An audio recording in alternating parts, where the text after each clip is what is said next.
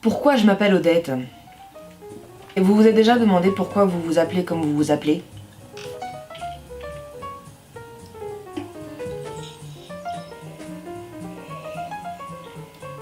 J'ai découvert avec une certaine solennité la passionnante histoire de Sainte Odette. Il était une fois Odette qui, pour éviter de se marier avec un chevalier un peu trop insistant, s'est coupé le nez, est entrée au couvent, puis est morte. Fin. C'est prenant, hein. Ce moment où elle se coupe le nez, là, c'est le climax. T'es là, t'es pris, quoi, t'es en tension, tu sais pas ce qui va se passer. Non, puis sinon, c'est complexe comme histoire. T'as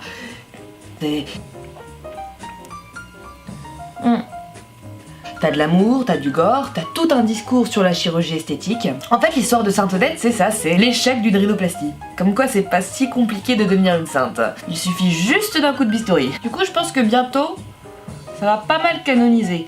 Alors, canoniser, ça veut pas dire rendre canon, hein. Ça, c'est le boulot du chirurgien.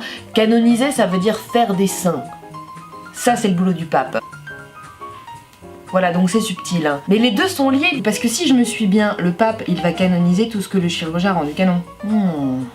Du coup, prochainement, on va avoir Sainte Nabila, Sainte Zaya. Je dis prochainement parce que pour être saint, il faut être mort. Et il paraît que l'espérance de vie est proportionnelle au QI, donc...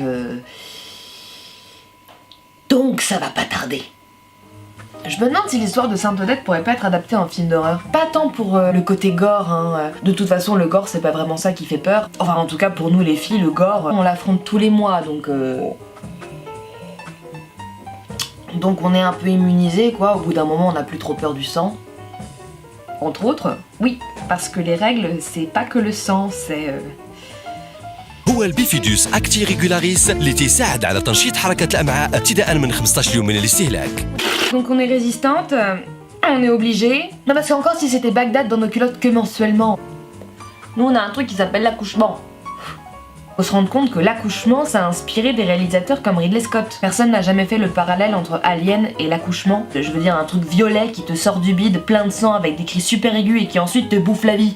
Ça s'appelle un alien, mais ça s'appelle aussi un enfant. Voilà, donc le gore, nous ça va, hein. On survit. En vérité, les aliens, on trouve ça super excitant. Ah ouais, attends. Un truc frétillant qui te saute au visage et qui veut rentrer dans ta gorge. Ah, on adore. On en mangerait. Donc nous, les femmes, hein, on n'a pas trop peur des choses monstrueuses, il nous arrive de les voir de près. Non, le vrai film d'horreur pour nous, c'est la comédie romantique. Si vous saviez dans quel état on sort quand on a vu une comédie romantique, on n'en dort pas la nuit. On pense à toute cette avalanche d'amour, ce mec attentionné qui te fait des surprises, c'est où tu es, où tu vas, quel cadeau tu veux. Écris ton prénom dans un cœur partout et n'importe où, avec ton rouge à lèvres. Chanel en plus. Dieu me garde de croiser un jour ce genre de psychopathe. Donc bon, les films gore ou apocalyptiques. En vérité, si demain c'est la fin du monde, moi je suis pas trop inquiète. Bah, si on en croit les films américains, j'ai le profil pour survivre. Je suis blanche, donc c'est clair que c'est pas moi qui crèverai la première. Je suis plutôt mignonne, voire même méga bonne. Et très très intelligente. Et surtout très célibataire. Oui. Donc je serai forcément sélectionnée pour le programme de reproduction d'urgence en milieu spatial. Et puis moi l'effort de guerre ça me dérange pas, donc je serai pas farouche.